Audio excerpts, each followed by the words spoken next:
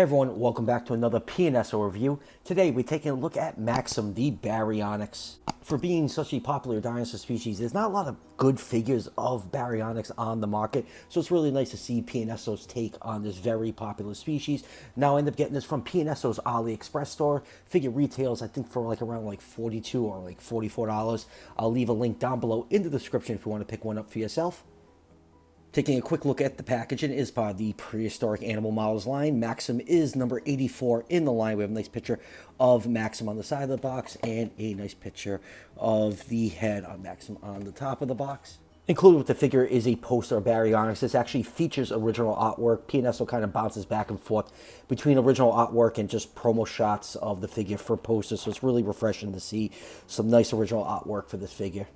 And of course we get the classic pamphlet. Most of the time the pamphlet is just a bunch of promo shots of the actual figure, but this one actually features an actual skeletal of Baryonyx as well as that nice original artwork, so that is a very refreshing take. And of course the back end of the pamphlet is how to draw a Baryonyx, so really not much to go over with the pamphlet. So let's take a closer look at Maxim. I have to say, this is a good release from PNSO. It's not one of their best. I do have a couple issues with this figure, which we'll get into a little bit later on.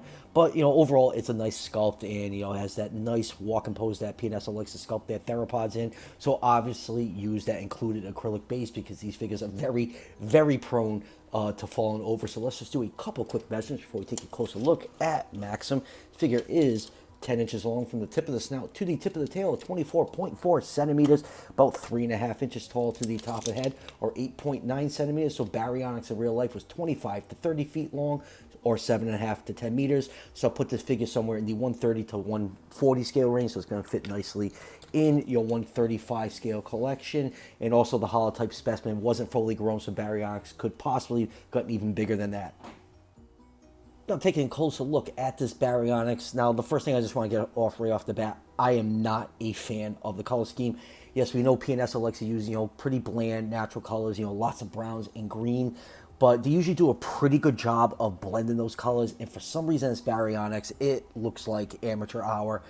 I really do not like the way the orange on the side of the torso and the side of the tail is blended in. It's just like a quick airbrush effect. It's just not the premium look you would expect from PNSO. So the paint job in this figure is really hurting its appeal to me. And plus, right out of the box, I got some paint rub, which I really don't remember any PNSO figures I've ever opened right out of the box that some paint rub hit. It's right at the base of the tail. But gripes aside, let's move on to the head. Very nice head sculpt. You have that nice notch in the upper jaw, and the lower jaw can fit in there. It doesn't close completely flush. The articulation is pretty good, but this is a very, very thin head sculpt. So to get it, perfectly flush, and it's pretty hard with the materials that are being used. Looking at it from the front, very, very thin looking snout. Teeth are all nicely painted in. It is the lipless look. I don't mind that look on, Spinosaurs. It actually looks very natural because, they're very similar looking to crocodiles. Eyes painted orange with a black pupil. Right above the eye, you have that nice triangular crest that Baryonyx is known for, going down to the very powerful looking neck. You have some nice greens and orange and, dark markings painted along the neck. God, I hate the paint scheme on this thing. It just looks so cheap. I just get more and more aggravated as I look at this thing.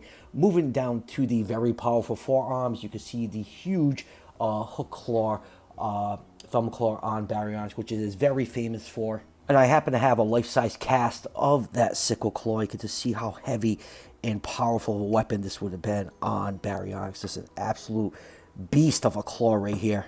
Going down to the body, you can see some really nice finely sculpted detail on there, but it just really doesn't look good. Just the way that orange is just airbrushed on there. I wish just the paint apps were a little bit more blended. I expect a lot more for PNSO, especially for the price we pay for these figures. You can see some of that orange, green, and black markings. Going down to the hind legs, you can see very powerful thigh muscles sculpted in some nice folds along the knee, and then going down to the feet. Pretty typical for most PNSO theropods. The feet usually painted in black color with a wash over them, bring out all that nice scale detail. The toe claws are done in a light brown color. And then going down to the tail, oh my God, that paint rub is just eating me alive right now. You know, you get more of that orange, green, and black, blah, blah, blah, all the way down to the tip of the tail. You can see really nice, fine scale details along the tail. The scalation is really, really well done in this figure, but just, oh man, that paint app is just really, really just grinding my gears. Moving on with comparisons, here it is with Collecta's 140 scale human. Next up, let's compare it to some of PNSO's other Spinosaurs. First up is their amazing looking Suchomimus. I still think this is one of the best of their Spinosaur figures. And it's an older figure, and just the paint apps just blow away the current Baryonyx. Next up, we have this friggin' thing from PNSO, their Sinopliosaurus, which is, I'm not going into that here. It's just a really weird choice that they did this figure. But its paint scheme, I wish this was on the Baryonyx. It just looks so, so much better. Another older figure with a far superior paint scheme. And finally, for PNSO Spinosaurs, here it is with their Spinosaurus. This is the old juvenile one that came out a couple years ago. I never picked up the newer adult version that came out early in this year. I'm still holding my breath for Mesozoic Life's Spinosaurus. Someday before I die, I will have that figure in my hands. Next up, here's a few other Baryonyx figures from various other companies. We have the classic Invicta Baryonyx. It's always great to bust out an Invicta figure for a review. It just brings back so many great memories. In the back over here, we have Safari's limited take on Bary and the Carnegie Collection take on this species. Holland Good actually did release one earlier this year, and I did not pick it up. It's one of the very few figures I've never picked up from that company. Just really, really didn't like the lean, slick look of it, and they really need to work on their jaw articulation. So among these figures, the Safari Baryonyx is actually currently retired. You can still pick it up. It's I think it's on their website discounted right now. I like the Safari one way better than PNSO's. You know, the Safari one's only 2 years old. I just think the paint apps look better. I like the sculpt, and I just like how nice and big the that sickle claw on the hand is on Safari's versus PNSO's. PNSO's just seems a little bit small to me. So yeah, Safari is definitely going to be my definitive Bary on my shelf. Next up, here it is with PNSO's previous release, their amazing looking Tyranno Titan. Just absolute night and day differences between the quality of the paint apps between these two figures. Tyranno Titan has so many colors going on it, and they're blended so well. Just the paint work is just really, really well done. A lot of the, the last, PNSO pieces over the last year or so have been really nicely blended. The Baryonyx is a massive step back in my eyes. Just really amateur hour with those paint apps. And lastly, for comparisons, we have a weld clay formation group shot. That is the formation Baryonyx was found in. That is located in England. In the back over here, we have PNSO's Iguanodon, and in the front, we have Collecta's Mantellisaurus. So, final thoughts on PNSO's take on Baryonyx.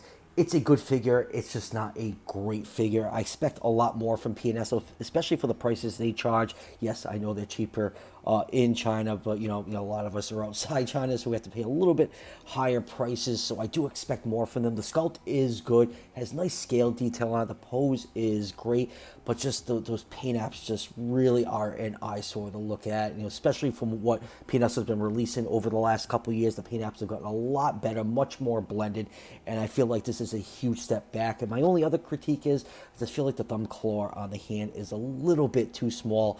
So Safari's is my go-to Baryonyx. It's kind of weird. This figure got announced in like a few days before that. Safari announced that they're retiring their awesome Baryonyx. So don't sleep on the Safari Baryonyx. Grab it now while it's still in stock. I think it's just a superior Baryonyx figure right now on the market. PNSO's is a very, very close second. Like I said, it's those paint apps. Bleh.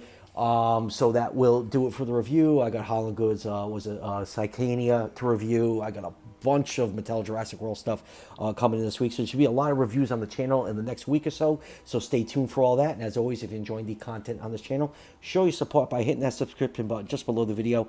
Each subscription helps out the channel tremendously and it's greatly appreciated. I'll see you guys for the next one.